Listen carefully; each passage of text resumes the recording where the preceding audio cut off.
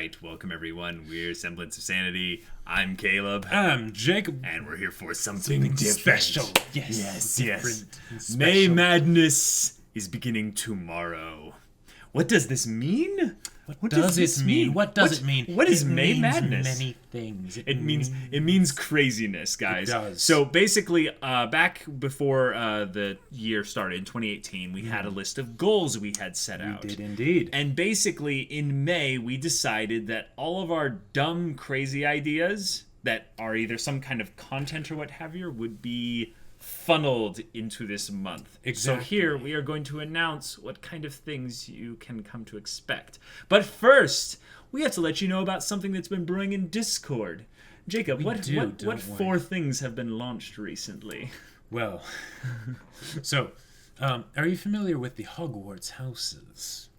I am familiar. Yeah, Griffin Puff and Griffin-Puff and Slitherclaw. Slitherclaw. Yeah, exactly. Yep, all those. Yeah. So we had the brilliant idea, guys, of basically ripping those off to make a deathmatch tournament of sorts. Now, here's the thing. These are specifically with the members on our Discord. Right. So this is something you might be like, wait, how does this relate to me? We'll get to that in a quick second here. Right. But basically, these people will be competing and doing all sorts of fun activities and stuff to earn glory for their faction. Exactly. These 4 factions are in total the Antagonist Ascendancy, the Shonen Junkies, the League of Lollies, and the Waifu Warriors. Yes, those names are ridiculous, and we love them. Yeah. So, these people who are in the factions on our Discord are going to be competing for points, but every time they unlock a certain threshold of points, all of you on YouTube will get fun, wacky, stupid, weird new types of content that are just things that we've either done or will do or thought about doing. Exactly. And just haven't found a place to just slot them in. So this is where you all are going to get some funky test content from us. And some of it you might not care about at all. Yeah, that's totally okay. This is basically the place for all the stuff that can be hit or miss to just go. Yeah. And we'll see what sticks.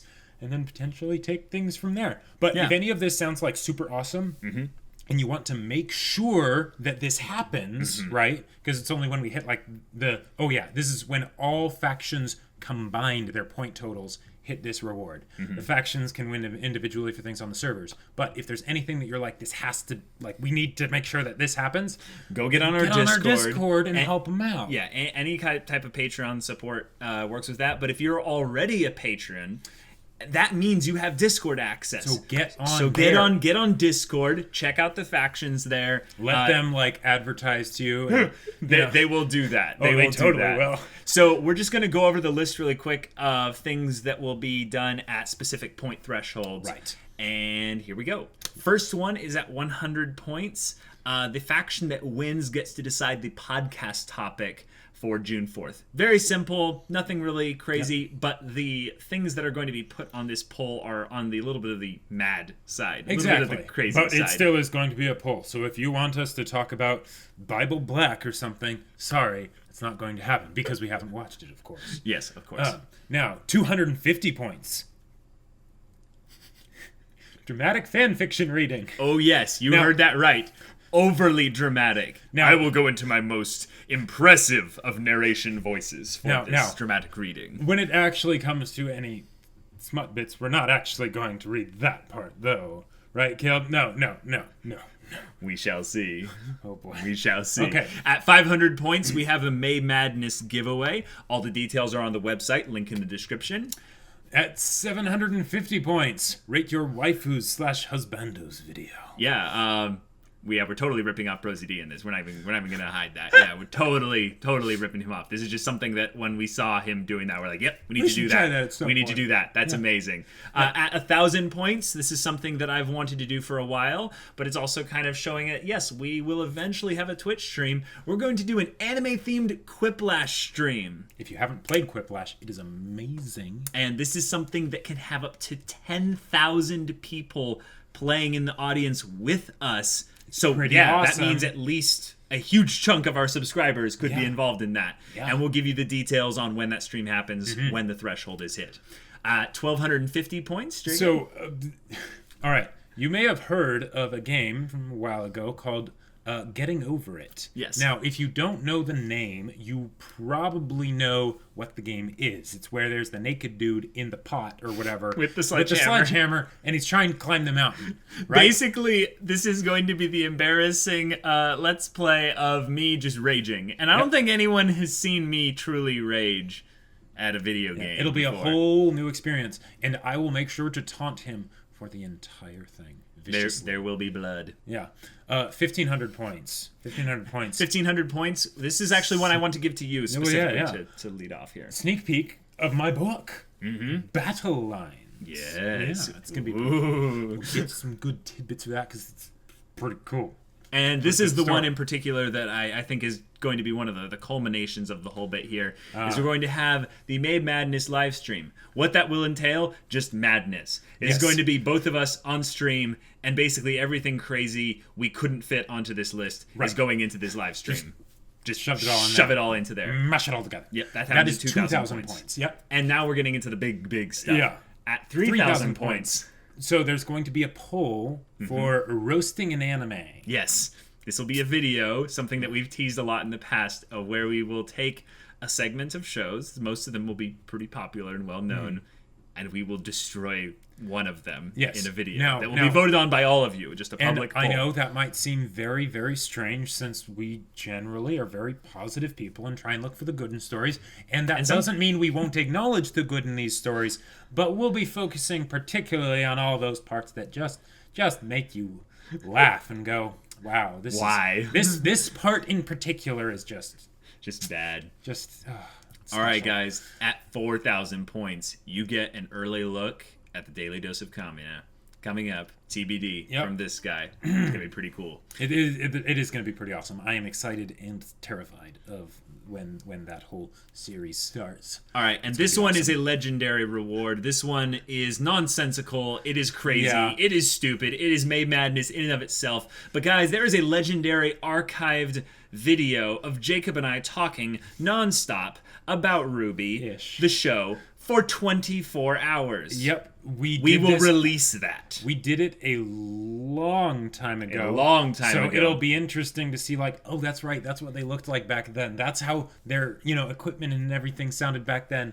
Okay. But if somehow, right, all you awesome Discord peeps can manage to rack up 5,000 combined points, we will do this. Yes. It was ridiculous. I think we started seeing things around like 20 hours in. Yeah, we had the brilliant idea of starting it in the evening. So by the end, we were actually up for like 36 hours.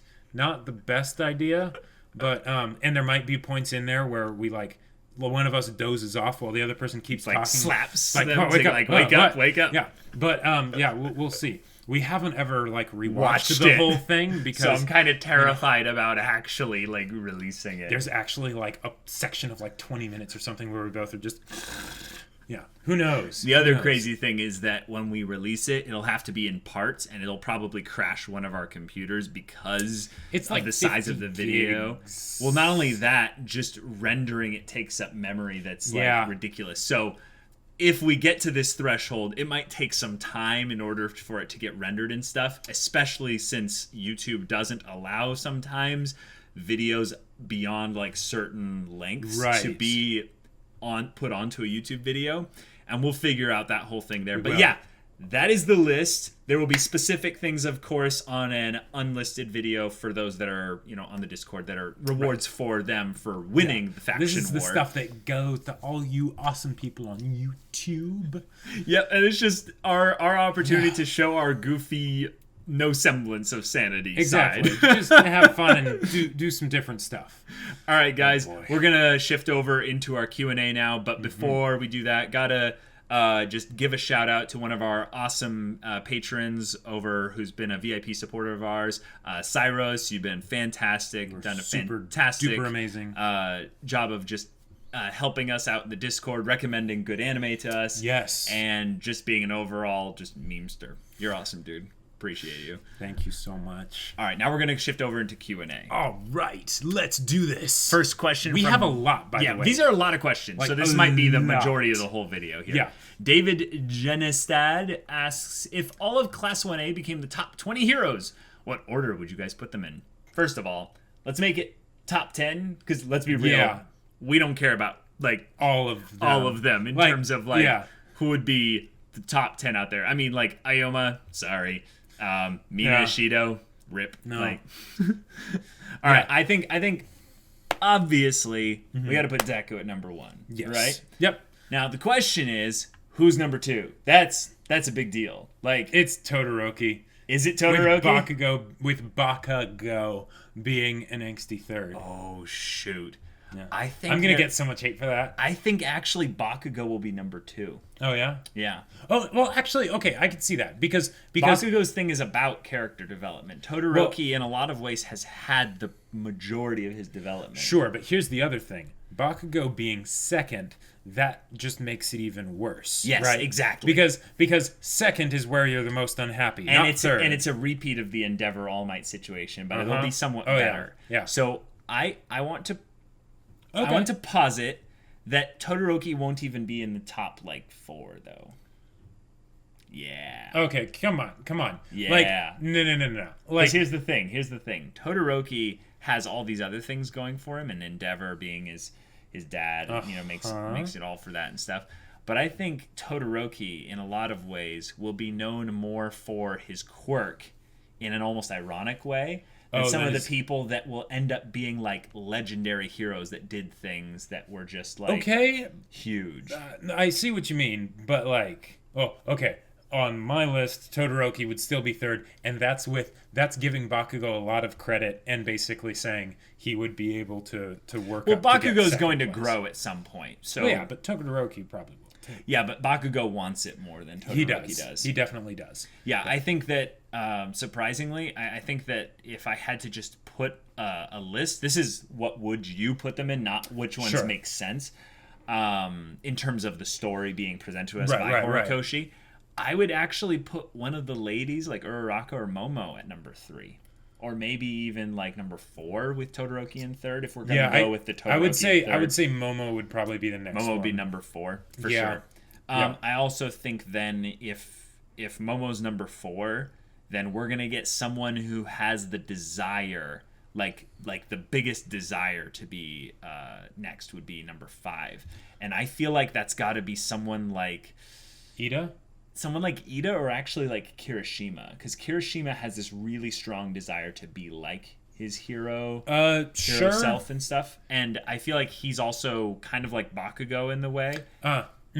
Okay, no. Here's why I think Ida would be number 5, because the whole idea of the top heroes, it's not just about how powerful they are; it's also about how popular they are, how they can basically market themselves. Right, and I think Ida would do it. Fantastic job of that because he's so sincere and everything. I think that Ida would be popular, but I also think his quirk is limited in a lot of ways. Okay. I think that Kirishima's quirk in its simplicity allows him to just have that, if you think about brand and stuff like that, sure, Kirishima's just the good guy that sticks in there for you. I know. I'd say Ida would be next. Ida would be next. Okay. At number. And then at number, what would that be? 6. 6. So then I would say Uraraka is number 7 because her quirk alone is going to have her doing things that will change the world. Right. The idea that she wouldn't always be the best hero to have there, but she'll randomly do these things that are just amazing. Yeah. Like pick up a bridge that had fallen over or something. Well, right. I don't think her quirk can go that far,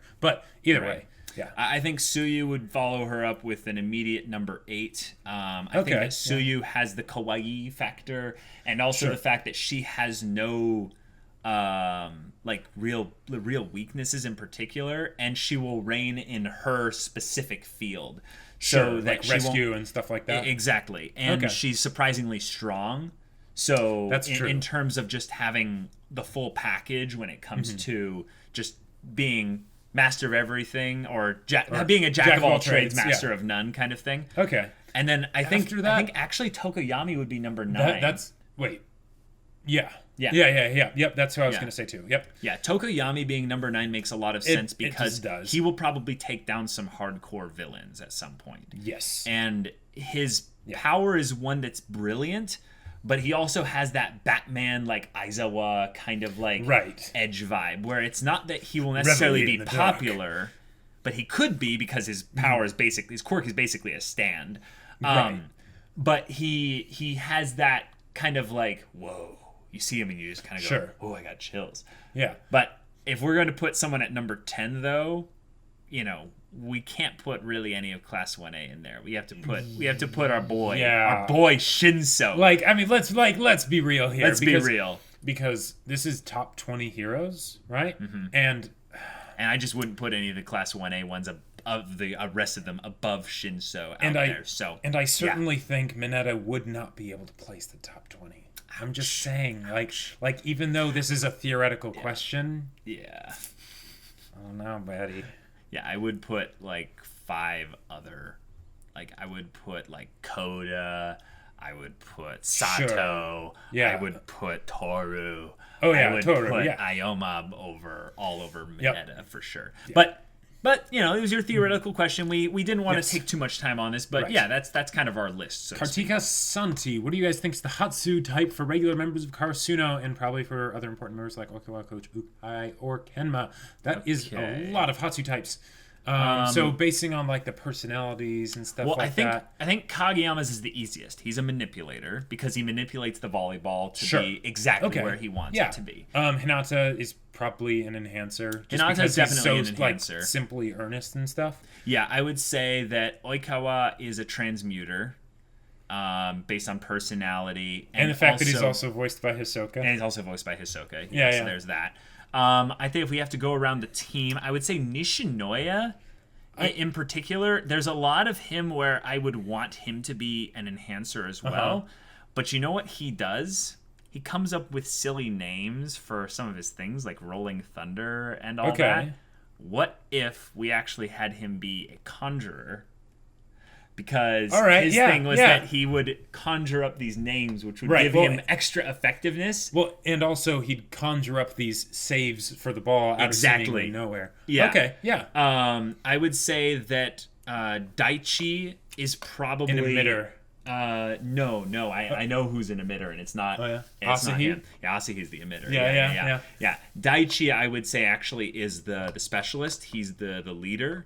He's kind of a little bit disconnected from like specific things there, but he leads the team with his charisma. Now that I think about it, Daichi hasn't really gotten too much like individual character development recently. No, but he did get it a while back, and that's been there in particular. Sugawara, I think if we had to like actually pinpoint, one for Sugawara, it's really tricky. Emitter. Because I think it would be something along the lines of an enhancer or an emitter. Okay. Yeah. Tanaka. Tanaka. Well, Tanaka is all just zeal. Tanaka, I would say, also is an enhancer. Yeah. And he's also about being strong. He rips his shirt off and he spikes the ball with power and all that. He yells really loudly. Yep. Fantastic work there. I would say that Yamaguchi... is kind of floundering in his, figuring out what his Nen abilities are. But I think actually because he's in some ways kind of on his own bit, he's basically a specialist still coming up with his there technique. We go. He's not strong, but he's trying to figure out what kind of techniques he's going to develop as a specialist. Now, Tsukishima is pretty clearly a transmuter, right? Tsukishima is very clearly a transmuter. Because if you think about the defensive capabilities that he has, it's where he basically just says, my aura stops anything. Emotion, positivity, volleyballs, feelings for my brother. And then what would be some of the other ones? In particular, we have... I think Coach Ukai is kind of hard to say because he's in a role rather than... Like, if that makes sense, we don't really get to see him really struggle, especially him. Right. So... I would say that Coach Ukai's his personality seems to be one where he kind of identifies a lot with Transmuter. Yeah, maybe Transmuter. I would say he's also kind of he's kind of like an analytic, so he could be a conjurer.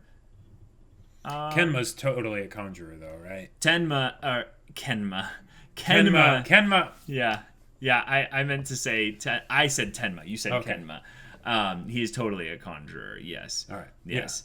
Yeah. Coach Ukai is really tough. Let's say Transmuter for now. Sure.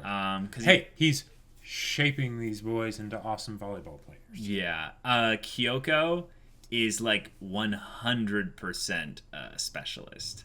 Like Kyoko's ability is very, very much. I might even say she's an emitter since she seems to have, placed some of her nen permanently on Nishinoya and Tanaka.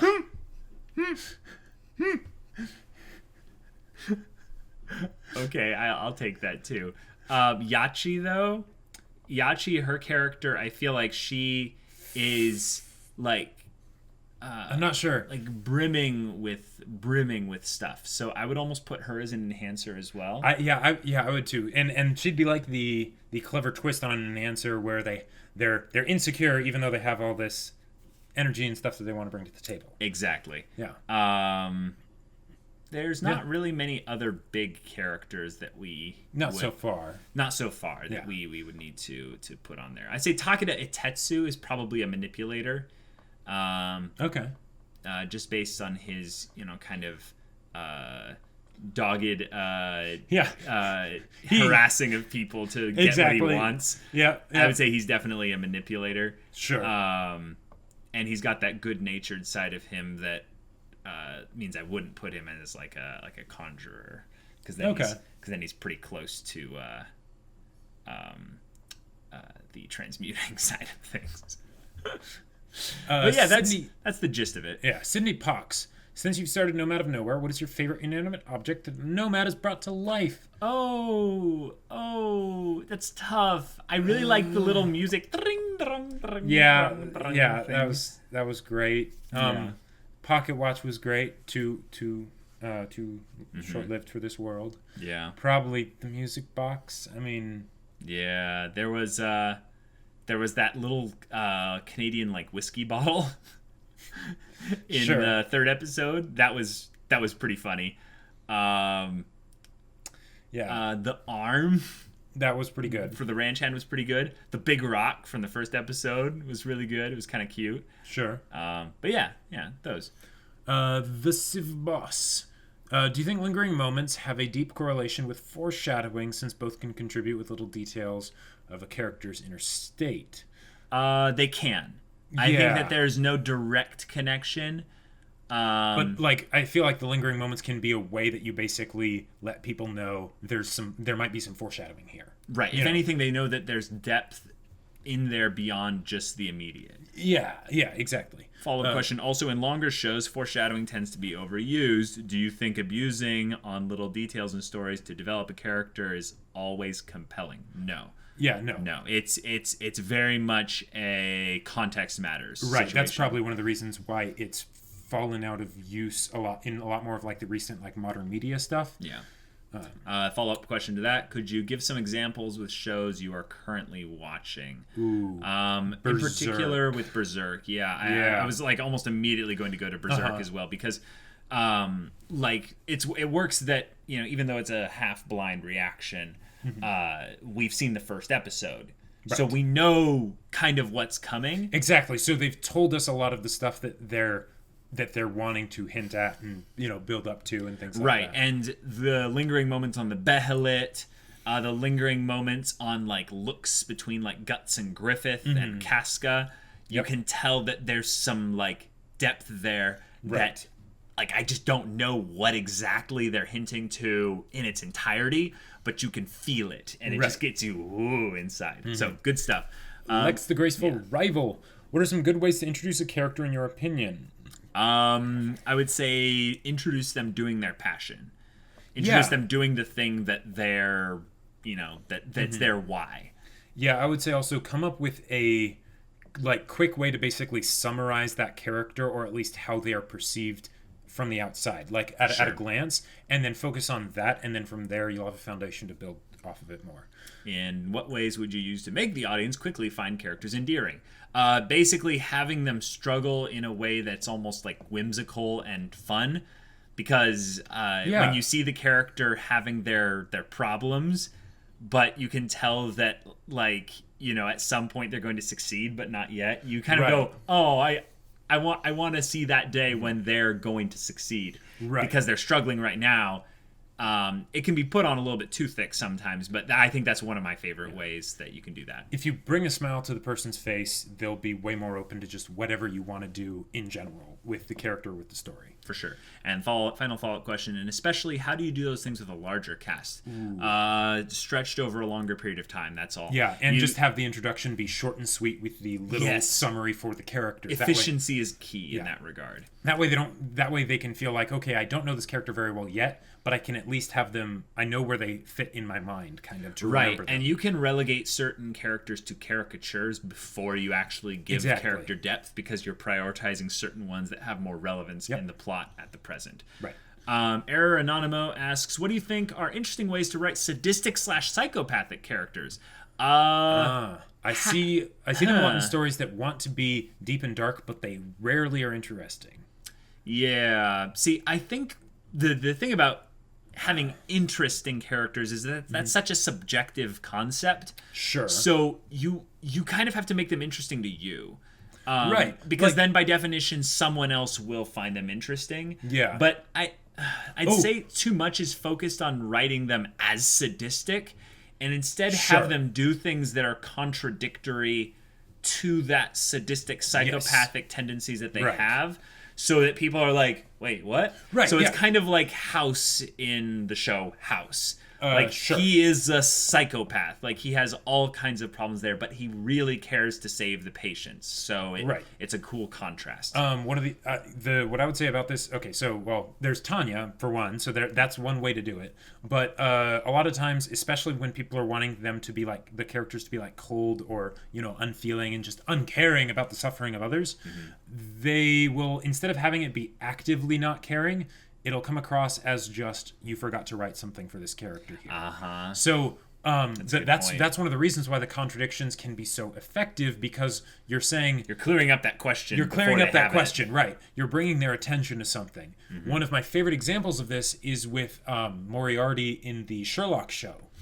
Because even though we show him being an absolutely twisted individual, right? Just a complete monster, you'll see him appreciating music before he dances up to bulletproof glass to smash it in or whatever. Yeah. Or little things like that say, okay, even though they might be able to be relegated to this sort of stereotype, they executed on it much better. There's a lot more to them. They still feel human.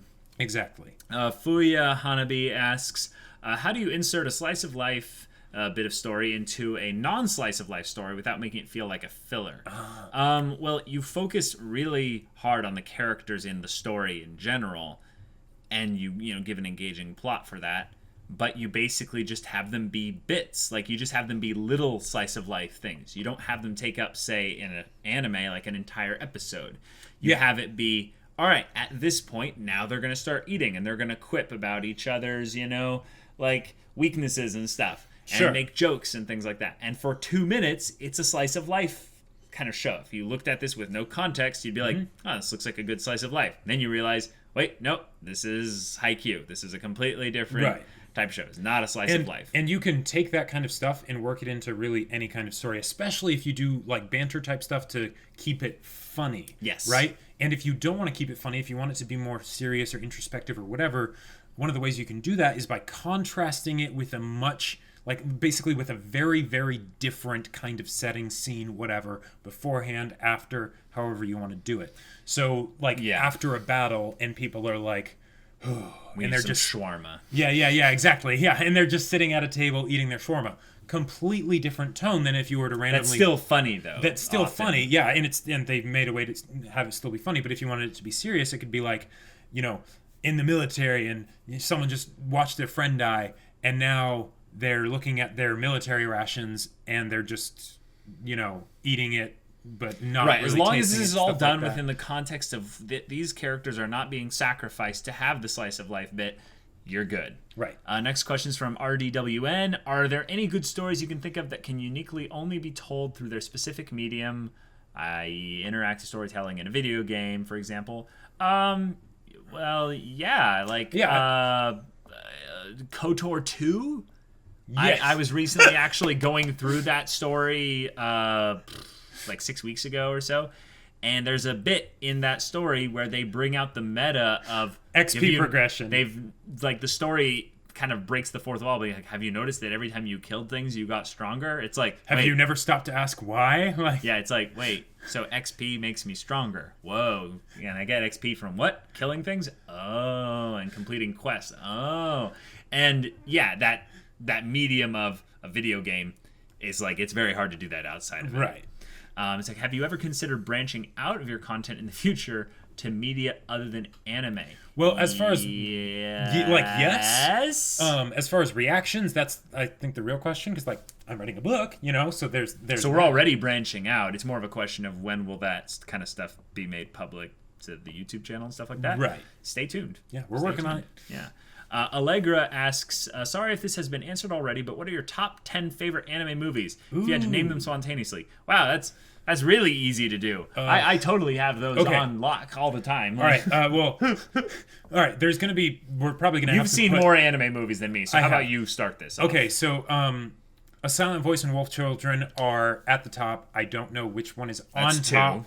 I just love those two movies. Cool. Next ones. Your Name has to be on there. That's 3. Sword of the Stranger has 4. to be on there. I don't know necessarily about the order of these, but those are probably close to the ones at the top. Yeah, keep going. Into the Forest with the Fireflies Light. Okay. That's cool. a good one. It's 40 minutes. Yeah, it's a great one. I think you've seen the AMV for it.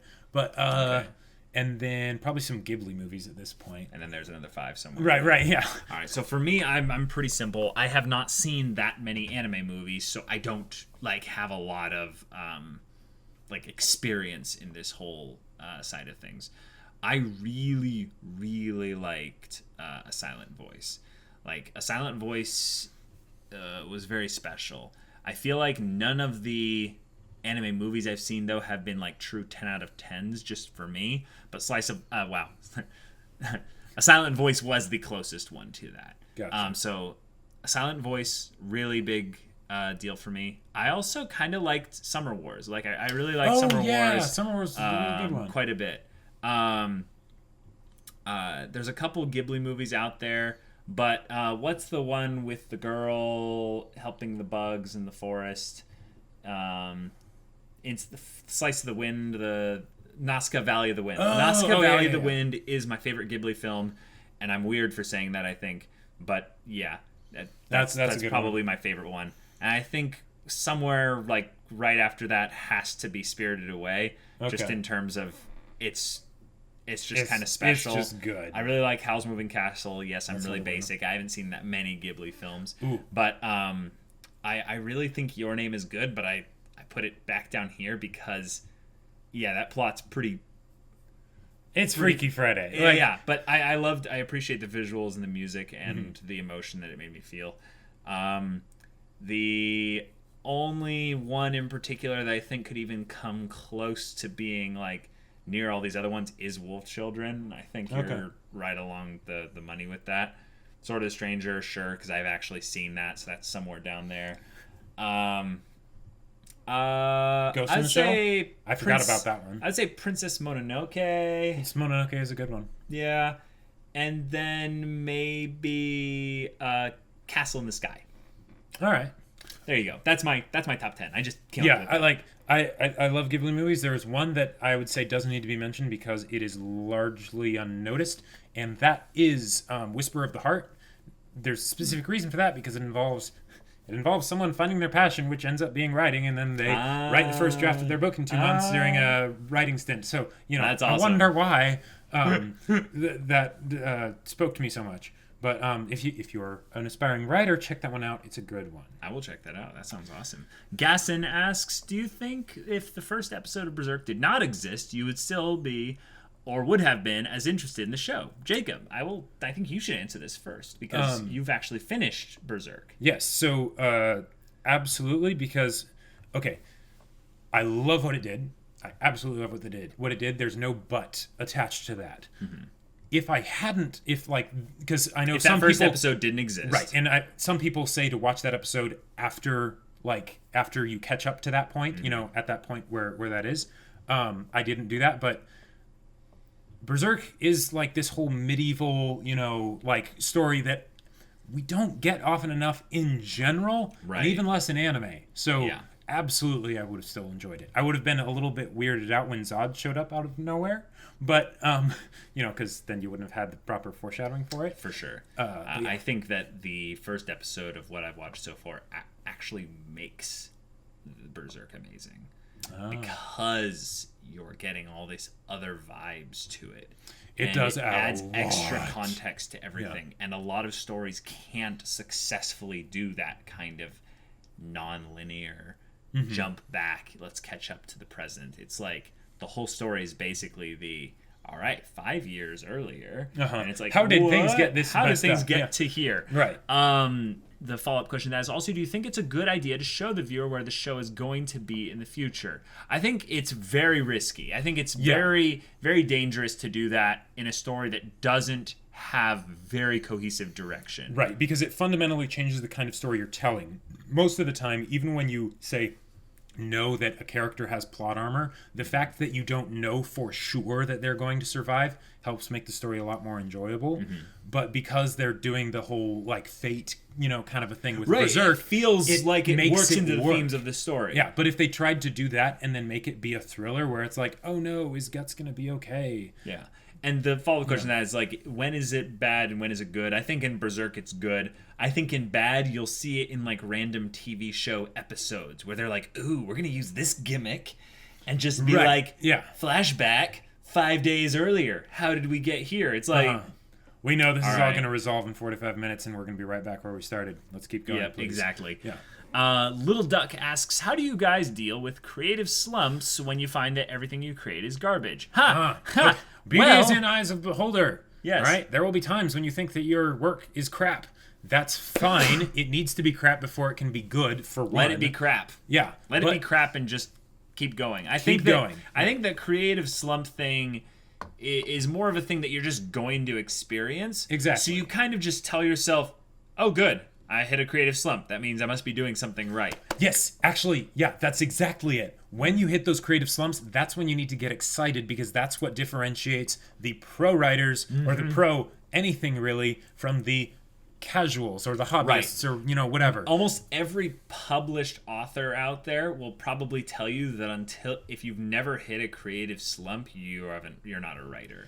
You're just a hobbyist. There was this awesome thing that my cousin-in-law showed me. Well, he told you about it too. Yeah. Is there was this writer and someone was asking how do you deal with someone stealing your ideas? And they said basically, and this was someone who'd written tons of books, dozens insane of books, number of books. Yeah. And they basically said, nobody cares. Yeah. Nobody cares about your idea. That's not what people get. People have ideas all the time. That doesn't make stories. Yeah. And then they were like, but what if someone steals my book? And again, they said, nobody cares. Mm-hmm. You got to write probably 1 million bad words before you write, the good stuff. So even if someone steals your book, that's fine. Whatever, it's just not going to happen. And also, if whatever you're creating is garbage or good, no one really cares. It's basically the thing of just keep going. Exactly. Because eventually you beat it. Right. The fact is that most people stop going at some point. Right. Sen Ogino asks, how would you go about finding a writing group when you don't know any writers, even hobbyists, personally? That's what the internet is for. But there are sites specifically dedicated for that. So I would say put it out there passionately that you have a desire to learn to write better, to write more. And if you're active online in certain mediums, you will find a writing group. You might not find the best one immediately, but you might have to get creative with how you interact, form a Discord or something so you can actually hear each other's opinions instead of written stuff or whatever, but you can do it. Yeah, it takes time. Yeah. Question, what do you think of Giguk, his video style, and his recently uploaded video, The Anime That Inspired Me? Well, I love Giguk. His video style is hilarious. It has changed a lot over the years. And I haven't seen his recently uploaded video, the anime that inspired me. Giguk in particular is one that we're supporting, or at the very least you're supporting on Patreon. Yep. So we love the guy, but I mean, that's cool. That is fine if you don't want to watch it. You should definitely watch it at some point. It doesn't go into spoilers or anything, but it is on A Place Further in the Universe. Oh. It's very similar to his videos that he did on Your Name and A Silent Voice and things like that. Okay. Those kinds of videos were what made me go from being like, oh, Giguk's a really funny internet dude, to like, okay, this is awesome. This guy understands why I love stories so much. Cool. Okay. Charles Coco asks, what do you think about the idea of working, both of you, on the same story? Would that be possible, and do you think you'd be able to work together? I think it's a cool idea, and it's something we're actually going to be doing at some point pretty soon. But if it's the question of, is it like possible? Novel? It's more of that we would want to do it on like quirky, fun, goofy stories. Exactly. Versus like things that we're really serious about. Because in a lot of ways, I've distanced myself from Jacob's writing with regards to this book, because I don't want his like kind of his writing style to alter in any way based on my input or what have you. So a lot of the people that are interacting with him regarding this, that are like close, like family members or stuff like that, they're not writing anything. Like they maybe have some really good skills and stuff. A little bit interesting to have to like sift through to find the stuff that I can use. Right, but they're good kind of reader opinions. Exactly. It's pretty cool there. Lex the Graceful Rival. Oh, awesome questions, dude. Appreciate those. Are there certain things that you think all aspiring writers should research? Ooh, you take this one. So, yes. Okay, so, yeah. To write books, you need to write a lot. You also need to read a lot. And you also usually need to research a lot. Write what you know so that you don't have to research as much. Yep. But in general, I would say one of the best kinds of research you can do is just with your genre, with your medium, whatever. One of the things that I did is I ended up watching a lot of anime as a way to basically get ideas for stories and how to pick apart things. But one of the ways that ended up falling short for me, and I had to work on it extra to make up for it, was the idea that was a different medium. Sure. I was learning how to. I was picking up on things that people would do with audiovisual content, but not for books. Words, it's a bit different. Way different. So I would say research that a lot. Research the writing process, essentially. Exactly. But even then, storytelling type stuff and what makes stories interesting is fairly universal. Right. Or important things that writers should research before starting a story about a particular thing or setting. Well, then it's just going into a genre-specific medium, tropes and things that you find interesting there by just reading or just researching things in that setting. And you can also, like, if you know someone that knows a lot about something, you can ask them to kind of like explain things to you, do research and stuff, and have them like correct you on things and get like a baseline understanding. Sure. And then potentially put it past them and say, hey, this is what I wrote. Can you help me see what I got wrong? Right.